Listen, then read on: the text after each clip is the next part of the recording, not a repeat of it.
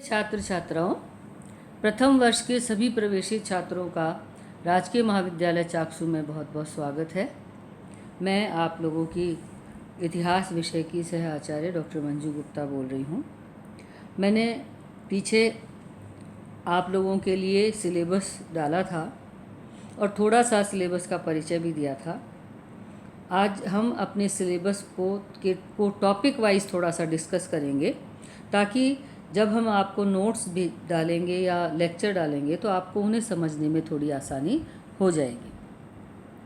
हमारा जो पहला पेपर है वह है प्राचीन भारत का इतिहास, आरंभ से 1200 ईस्वी तक। क्योंकि आप लोगों से व्यक्तिगत मिलना नहीं हुआ है, इसलिए मुझे पता नहीं है कितने बच्चों के पास में 12वीं में इतिहास था। इतिहास विषय जो है, इतिहास मनुष्य के इतिहास को हम दो तरीके से बोलते हैं, एक प्राग इतिहास और एक इतिहास। प्राग इतिहास वो समय है जब मनुष्य का विकास हो रहा था, यानी वो मनुष्य जो पशुओं की भांति रहता था, धीरे धीरे उसकी सामाजिकता का विकास हुआ और सामाजिकता का विकास होने के बाद धीरे धीरे उसने चीज़ों की खोज करनी शुरू की। जैसे उसने आग की खोज की, पहिए की खोज की, और उसके बाद उसने शिकार करके भोजन करना प्रारंभ किया। तो शिकार के लिए उसने औजारों को बनाना शुरू किया, पत्थरों के औजारों को बनाना शुरू किया। तो जब तक मनुष्य पत्थरों के औजारों का प्रयोग कर रहा था, उस पूरे काल को पाषाण युग के नाम से जाना जाता है। पाषाण युग को भी हम 3 भागों में बांटते हैं, एक पूर्व पाषाण काल, एक मध्य पाषाण काल और एक नवीन पाषाण काल। जो पूर्व पाषाण काल है उसमें जो भी पत्थर मिलता था, जो थोड़ा सा तीखा हो, जो काटने के, खोदने के या फेंक कर मारने के काम आता हो, उस प्रकार के पत्थरों को इकट्ठा करके उन्हें औजार के रूप में प्रयोग किया गया मनुष्य के द्वारा। वो पूर्व पाषाण काल था। उसके बाद मानव ने तीखे पत्थरों को चुनना शुरू किया और फिर उन्हें थोड़ा सा धार देना प्रारंभ कर दिया। तो इस प्रकार उसने धार दे करके तीखे पत्थरों के औजार बनाने शुरू किए, जिसमें उसने चाकू बनाया, कुल्हाड़ी बनाई, छीलने वाला चाकू बनाया। इस प्रकार से उसके द्वारा पत्थरों के औजारों को बनाने की प्रक्रिया प्रारंभ हुई, जिसे हम मध्य पाषाण काल कहते हैं। और उसके बाद नव पाषाण काल आता है। नव पाषाण काल में वो ऐसे बढ़िया पत्थरों को, तीखे और हल्के वजन वाले पत्थरों को चुन करके उनके औजार बनाता था, जिससे वो तीर भी बनाता था। वो उसको लकड़ी के फल पे लगाकर उसको भाले के रूप में भी प्रयोग करता था, कुल्हाड़ी के रूप में भी प्रयोग करता था। उस काल को नवपाषाण काल कहा जाता है। तो जब तक पत्थर का प्रयोग कर रहा था, उसके बाद एक दिन उसके हाथ में शायद चकमक का पत्थर लगा। उन्हें वो तराशने के लिए जब रगड़ रहा था, उससे पत्थरों में आग लगी और वो आग पास में सूखे पड़े हुए पत्तों या घास के अंदर लग गई, जिससे एक्सीडेंटली, अनायास ही आग का आविष्कार हो गया।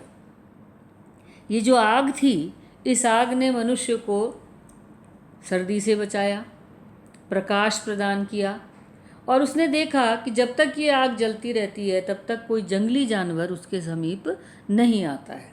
इस तरीके से आग ने उसको सुरक्षा प्रदान की और आग के इर्द गिर्द मनुष्य ने रहना प्रारंभ कर दिया। इन्हीं परिस्थितियों में मनुष्य के द्वारा पहिए का आविष्कार किया गया। अब मनुष्य ने, क्योंकि उसे भोजन चाहिए, इसलिए उसने उन जगहों पर रहना प्रारंभ किया जहाँ पानी की उपलब्धता थी, और पानी की उपलब्धता के साथ साथ वहाँ पर वनस्पति भी प्रचुर मात्रा में थी। इस तरीके से मनुष्य ने नदियों की घाटियों में, जो कि सबसे ज़्यादा उपजाऊ है, वहाँ रहना प्रारंभ किया, जिससे सभ्यताओं का विकास हुआ। तो सबसे पहले मनुष्य का विकास हुआ। एक आवारा पशु की भांति घूमने वाले मनुष्य से एक सामाजिक ढांचे तक पहुंचने वाले मनुष्य का विकास प्रागैतिहासिक विकास कहलाता है, प्रागैतिहासिक काल कहलाता है।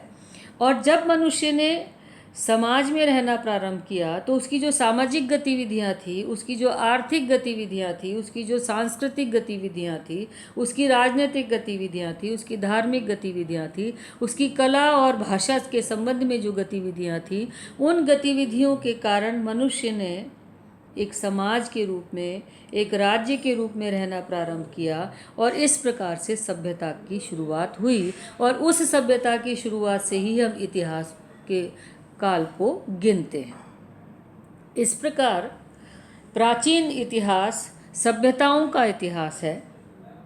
पूरे विश्व के दृष्टिकोण से हम बात करें, उसके बाद सभ्यताओं से धीरे धीरे विकसित होता हुआ राजनीतिक व्यवस्था में राजतंत्र के अंदर आया, वो मध्यकालीन विश्व का इतिहास हुआ। और उसके बाद जब और विकास हुआ व्यवस्थाओं में और सिद्धांतों में, और अधिक विकास हुआ, तो आधुनिक काल कहलाया। जब हम बात करते हैं भारतीय इतिहास की, तो भारतीय इतिहास में हम मोटे तौर पर भारत में जहाँ भारतीयों का शासन था वो काल प्राचीन भारत का इतिहास मानते हैं, और जहाँ से मुसलमानों ने भारत पर अधिकार स्थापित किया उसे मध्यकाल का इतिहास मानते हैं, और जहाँ से अंग्रेज़ों के द्वारा भारत पर शासन स्थापित किया गया उसे आधुनिक भारत का इतिहास मानते हैं। तो अब हम बात करेंगे अपने पहले पेपर प्राचीन भारत के इतिहास की, जो कि इतिहास के आरंभ से 12वीं ईस्वी तक चलता है। जिस प्रकार से यूरोप में और मध्य एशिया में इतिहास लेखन की परंपरा रही, उस प्रकार के इतिहास लेखन की परंपरा का भारत में नितांत अभाव था। किंतु इतिहास तो था। अतः भारत में भारत के इतिहास को लिखने के लिए हमें आवश्यकता पड़ी उन साधनों की, उन स्रोतों की, जिनके आधार पर हम भारत के इतिहास को जान सकते थे और भारत के इतिहास की रचना कर सकते थे। इसलिए हमारा पहला चैप्टर ही यही है कि 1200 ईस्वी तक भारत के इतिहास के मुख्य स्रोत, यानी भारत के इतिहास को जानने के वे सभी साधन जिनके माध्यम से हम भारत के इतिहास की रचना कर पाए। क्योंकि हम ये सिर्फ परिचयात्मक बात कर रहे हैं तो मैं मोटे तौर पर आपको बता रही हूँ। ये स्रोत 2 प्रकार के थे, एक पुरातात्विक स्रोत और दूसरे साहित्यिक स्रोत। पुरातात्विक स्रोतों का तात्पर्य होता है पुरा यानी प्राचीन, तात्विक मतलब उस समय के अवशेष, उस काल विशेष के अवशेष। वो अवशेष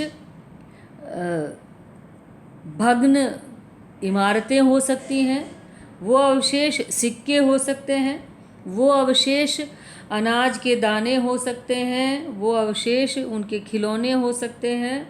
वो जो उस काल के कुछ भी अवशेष हैं उन्हें हम पुरातात्विक अवशेष कहते हैं। वो अभिलेख भी हो सकते हैं, शिलालेख, मूर्ति लेख, ये कुछ भी हो सकते हैं, उन्हें हम पुरातात्विक स्रोत कहते हैं। जब लिपि, पहले भाषा आई उसके बाद लिपि आई, तो जब लिपि के अंतर्गत साहित्य लिखा गया तब से हम साहित्यिक स्रोत के रूप में मानते हैं। तो इस प्रकार से इन स्रोतों के माध्यम से किस प्रकार भारतीय इतिहास को लिखा गया, ये हमारा पहला चैप्टर है।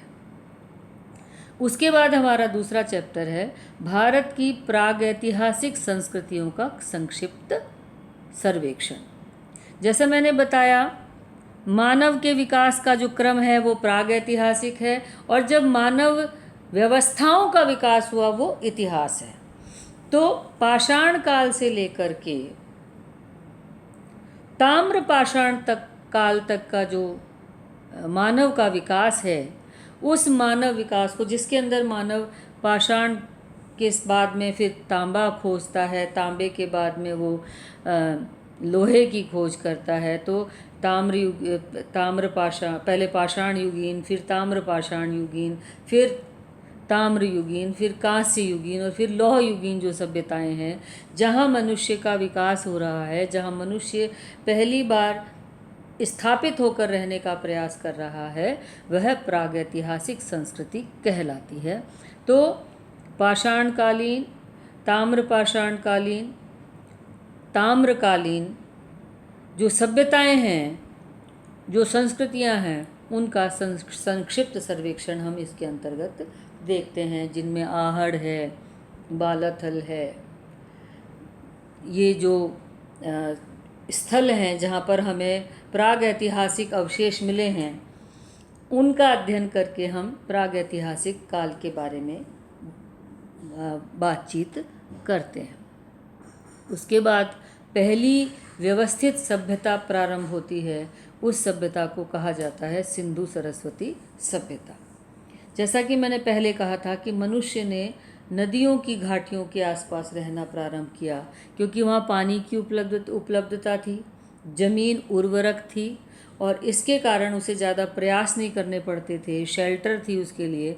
तो सिंधु नदी और सरस्वती नदी की घाटियों में एक समकालीन सभ्यताएं विकसित हुई, जो कि सिंधु सरस्वती सभ्यता के नाम से जानी जाती है, जिसके प्रमुख स्थल मोहनजोदड़ो, सबसे पहले हड़प्पा खोजा गया, फिर हड़प्पा, मोहनजोदड़ो, चनहुदड़ो, कोटदीजी, रंगपुर, लोथल, बनावली, राखीगढ़ी, कोटदीजी, ये सभी जगह पर, धौलावीर, यहाँ पर हमें इस कालीबंगा, इन सिंधु सरस्वती सभ्यता के अवशेष मिले। ये सिंधु सरस्वती सभ्यता किस प्रकार की थी, इसका विस्तार कहाँ से कहाँ तक था, इसकी प्रमुख विशेषताएं क्या थीं, इसका पतन कैसे हुआ और इसका क्या निरंतरता बनी रही, ये सब हम इसके अंतर्गत देखते हैं। इसके बाद आता है आपका अगला टॉपिक, वैदिक युग। आर्यों के आने के बाद जो सभ्यता स्थापित हुई उसे वैदिक सभ्यता या आर्य सभ्यता या आर्यकाल या वैदिक युग के नाम से जाना जाता है। इसके अंतर्गत हम वैदिक साहित्य, वैदिक राजनीतिक व्यवस्था, सामाजिक व्यवस्था, अर्थव्यवस्था एवं धार्मिक गतिविधियों के अंतर्गत अध्ययन करते हैं। भारत की लौहयुगीन संस्कृतियों का संक्षिप्त विवरण, जैसा कि मैंने पहले भी बताया, पहले मनुष्य ने पत्थर के औजार बनाने शुरू किए, उसी दौरान उसने तांबे की खोज की, फिर उसके द्वारा कांसे की खोज हुई और फिर उसने लोहे की खोज की, और उस काल में जो संस्कृति थी उसका हम अध्ययन करते हैं। आर्यों ने पहले जन बनाए, जन से जनपद बने और जनपदों से महाजनपद बने। 6ठी शताब्दी ईसा पूर्व में हमें बौद्ध ग्रंथ अंगुत्तर निकाय में 16 महाजनपदों का उल्लेख मिलता है। ये महाजनपद 2 प्रकार के थे, राजतंत्रात्मक और गणतंत्रात्मक। तो इन महाजनपदों की व्यवस्था कैसी थी, कौन कौन से वो 16 महाजनपद थे, उनकी शासन व्यवस्था या उनकी क्या विशिष्टताएं थी, उसको हम इस टॉपिक के अंतर्गत पढ़ते हैं। महाजनपदों के बाद राज्य की उत्पत्ति हुई और सबसे पहला राज्य बना मगध। तो मगध राज्य के अंतर्गत बृहदत्त वंश, हर्यक वंश और शेषुनाग वंश और उसके बाद नंद वंश स्थापित हुआ, जिससे मगध राज्य का विकास हुआ और फिर मौर्यों के रूप में मगध साम्राज्य की स्थापना हुई। तो मौर्यों तक मगध साम्राज्य को पहुंचने में जो हर्यंक वंश, शेषुनाग वंश और बृहदत्त वंश का जो कार्य रहा और नंद वंश के जो महत्वपूर्ण उपलब्धियां रही, उसे हम इसके अंतर्गत पढ़ते हैं। अगला विषय है जैन धर्म एवं बौद्ध धर्म। 6ठी शताब्दी ईसा पूर्व में 2 महान धार्मिक सामाजिक क्रांतियां हुई, जिन्हें हम जैन धर्म और बौद्ध धर्म के रूप में पढ़ते हैं। तो जैन धर्म और बौद्ध धर्म का उद्गम कैसे हुआ, यानी इनका विकास कैसे हुआ, कौन इनके प्रणेता थे, कौन इनके प्रवर्तक थे, उन लोगों की क्या शिक्षाएं थी और भारतीय संस्कृति को, भारतीय इतिहास को इनकी क्या योगदान थी, वो हम इस टॉपिक के अंतर्गत पढ़ते हैं। हम अपने अगले लेक्चर में अपने दूसरे खंड के बारे में बात करेंगे।